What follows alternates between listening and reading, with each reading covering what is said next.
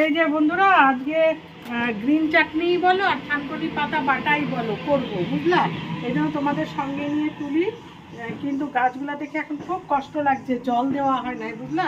রোদের মধ্যে ঝিমিয়ে গেছে। আর এই থানকুনি পাতা, পুদিনা পাতা আর ধনিয়া পাতা, ওর মধ্যে একটু রসুন, কালো জিরা, কাঁচা লঙ্কা দিয়ে বাটবো। ওটাকে গ্রিন চাটনিও বলতে পারো, আবার আমাদের বাঙালিরা যে বলি পাতা বাটা ওটাও বলতে পারো, একটা বললেই হলো। আর নন বেঙ্গলিরা বলে গ্রিন চাটনি। তো তুলবো, তুলে দেখো মা একদম শুকাই গেছে, মানে ও ঝিমায়ে পড়ছে রে, ঝিমায়ে পড়ছে। আহা হা হা হা, এখনই টাটকা যাবে, রোদটা সরে যাবে আর জল দিয়ে দেবো না। এরকম এগুলো হলো পুদিনা পাতা, পুদিনা পাতা তুলতেছি এখন। পুদিনা পাতা পেটের পক্ষে জানো খুব ভালো, পুদিনা পাতা খাওয়া উচিত। শরবত করে খাও, তারপরে বেটে খাও, হ্যাঁ যেভাবে খুশি খাও, ভালো। এই যে থানকুনি পাতা, এই দেখো থানকুনি পাতা ওই দিকটায়ও আছে, এদিক থেকে তুলে নিয়ে আর ওইদিকে যখন তুলবো আবার তোমাদের দেখাবো, বুঝেছো?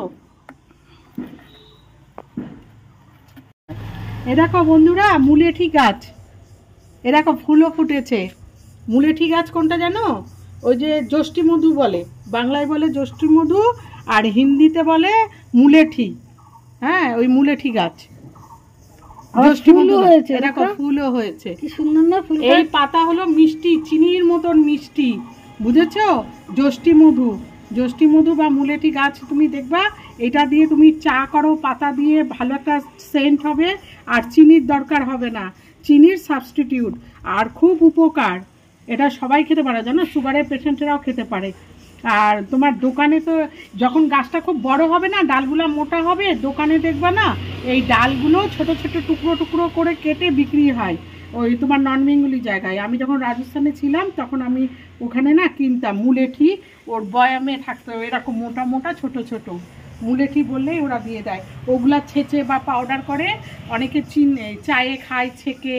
তারপরে তোমার সর্দি লাগলে খায় না? হ্যাঁ, আর সর্দি কাশি, হ্যাঁ বাচ্চাদের বা বড়দের সর্দি কাশি লাগলে এই যে মধুর সাথে জ্যৈষ্ঠী মধুর পাতা মিশিয়ে, তারপরে তুলসী পাতা, তুলসী পাতার রস টস দিয়ে এই খেলে সর্দি কাশি সেরে যায়। গাছটা খুব দামি গাছ, জানো? যারা জানে এই গাছটা সম্বন্ধে তারা ভালো। আমার সবথেকে ভালো লাগে যে ফুলটা, জ্যৈষ্ঠী মধুর যে ফুলটা কি সুন্দর লাগে না দেখতে। দেখেছো? এই যে তুলসী গাছও আছে, তুলসী গাছের সাথে মিলাই খাইতো নাকি? হ্যাঁ তুলসী পাতা, হ্যাঁ তুলসী পাতা আর জ্যৈষ্ঠী মধুর পাতা একসঙ্গে বেটে রস করে খেলে বাচ্চাদের খাওয়ালে সর্দি কাশি।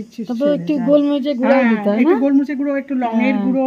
আর দেখো এই তুলেছি পুদিনা পাতা, থানকুনি পাতা, এই যে তুলেছি, হ্যাঁ আরো ওখানে আছে। দেখো বন্ধুরা উচ্ছে গাছ হয়েছে, দেখো তোমরা, তোমাদের কাছে আমি সব কিছু শেয়ার করতে আমার খুব ভালো লাগে, তোমাদের কাছে জানো খুব ভালো লাগে। আর এই দেখো এখানে এই যে থানকুনি পাতাটা, এখানকার থানকুনি পাতাগুলো দেখো কত বড় বড় বন্ধুরা, এই দেখো কত বড় বড়, দেখেছো? এখান থেকে থানকুনি পাতা কয়টা তুলে নি। তাও তো আমি 2 দিন আগেই আমি তুললাম, আরো জঙ্গল হয়েছিল। এখানে ঝিমায় না এই পাতাগুলো, দেখেছো কি সুন্দর?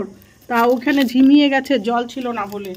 তা পাতাগুলো উঠিয়ে নি, বাটার পর আমি তোমাদের দেখাবো বেটে কেমন হলো, সেই লুকটা দেখাবো।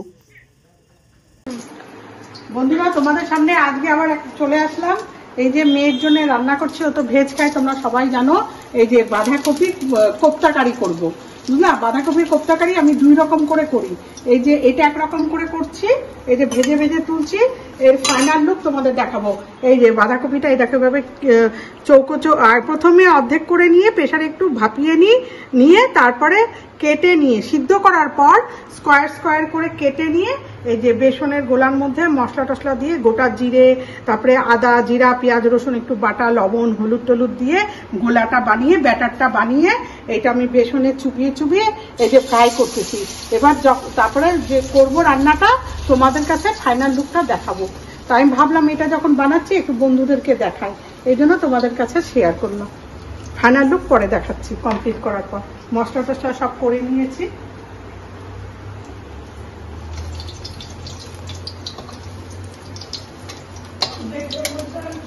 এই দেখো বন্ধুরা, বললাম যে বাঁধাকপির কোপ্তাকারি করে ফাইনাল লুকটা দেখাবো।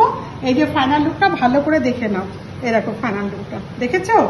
আমার মেয়ে জানো তো গ্রেভি গ্রেভি পছন্দ করে, ওই জন্য বাঁধাকপির কোপ্তাকারি আমি 2 রকম করে করি, এরকম করে করি একরকম, আর এক রকম করে যে করি ওইটা করলেও একদিন তোমাদের সঙ্গে শেয়ার করব। ঠিক আছে বন্ধুরা, তো কেমন দেখতে কেমন হয়েছে অবশ্যই জানাবে কমেন্টের মাধ্যমে।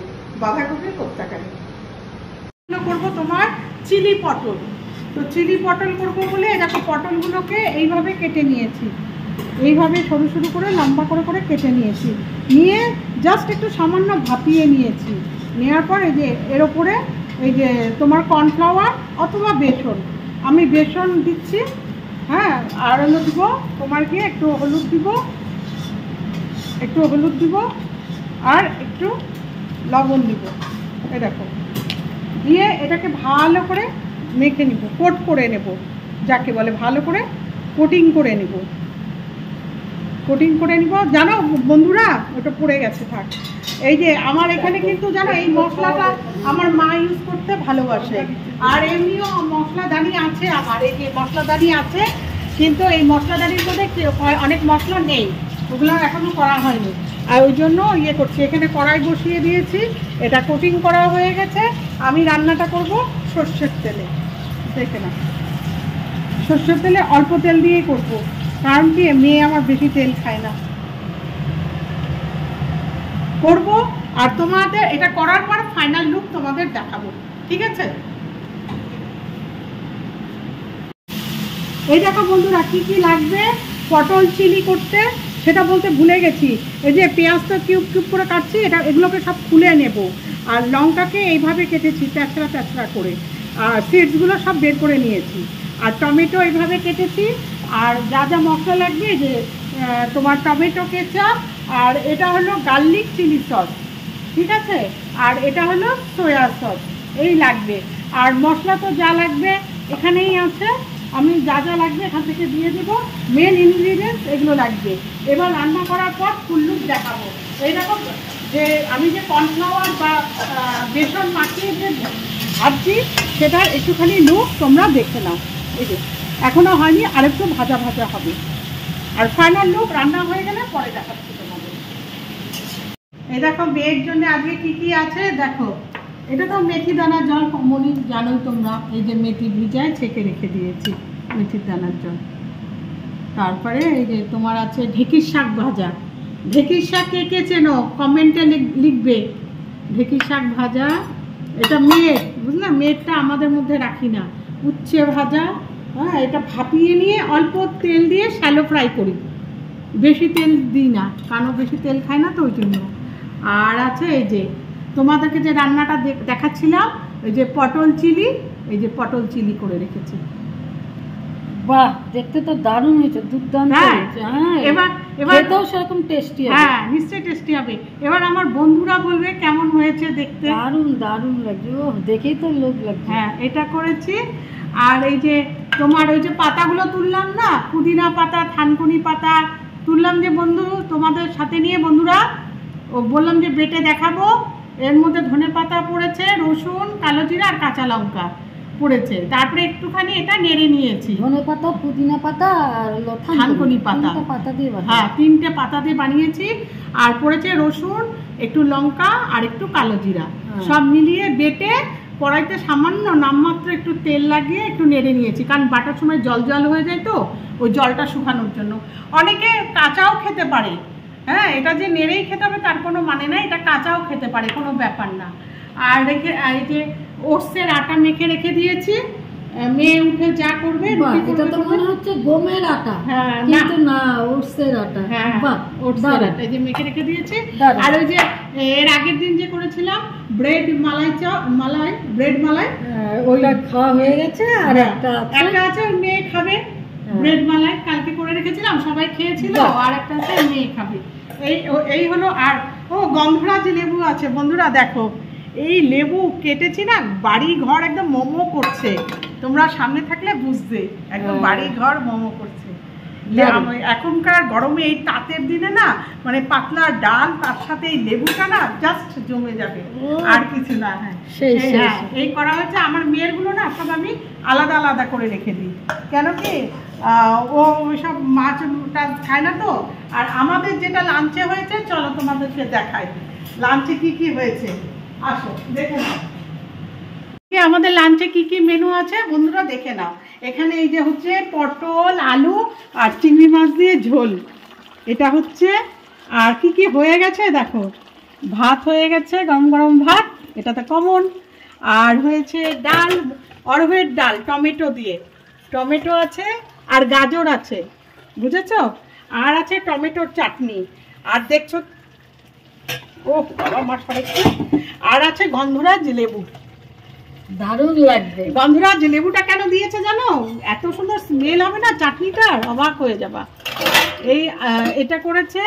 আর এদিকে আছে, আমাদেরও আছে আজকে ওই যে ঢেঁকি শাক ভাজা আর উচ্ছে ভাজা। আজকে আমাদের এই মেনু, ঠিক আছে? তো আজকের ভিডিওটা এখানেই রাখছি। আবার আগামী দিন তোমাদের সামনে একটা নতুন ভিডিও নিয়ে হাজির হব। ততক্ষণের জন্য তোমাদের জন্য রইল আমার তরফ থেকে শুভকামনা।